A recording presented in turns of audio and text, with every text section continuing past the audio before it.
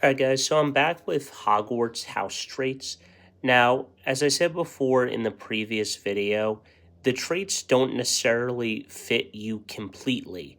An example of this, again, is Remus Lupin, who was very, very smart, but he was not sorted into Ravenclaw, he was sorted into Gryffindor.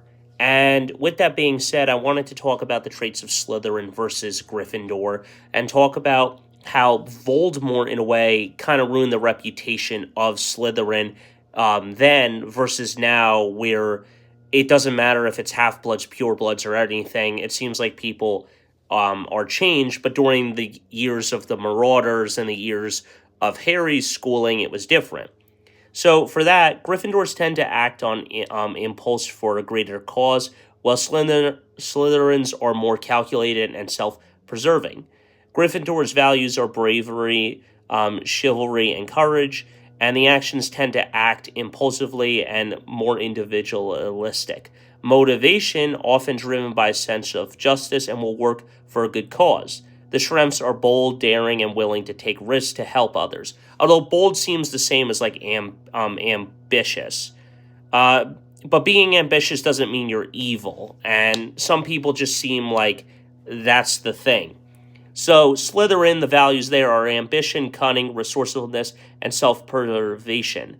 The action is more likely to weigh outcomes before acting and is often more group centric. So, obviously, it's always like a 1 on 8 thing with Slytherin versus Gryffindor. The motivation often focused on achieving goals and advancing their own interests. Strengths determined, clever, resourceful, and achieving their aims. So with being ambitious and all these other traits, they don't really need brave or daring and stuff because they have these goals that they want to set for them.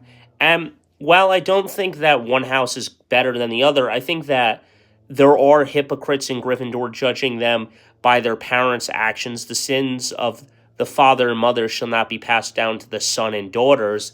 And they're just allowing it, saying that everyone is going to be a Death Eater or something in those time periods of Slytherin and Gryffindor. And that's very hypocritical. And, both of them hate each other. And it seems like the other houses boost Slytherin more than Gryffindor and everything else. But as I said in my previous house traits, the Hufflepuffs were rude to Harry in book 4, even though I guess they kind of were like, yo, you're stealing the spotlight from Cedric here, and so forth and so on. But those are my thoughts so far. Hit that like button, smash the subscribe button, and I'll talk about a little bit more of these traits.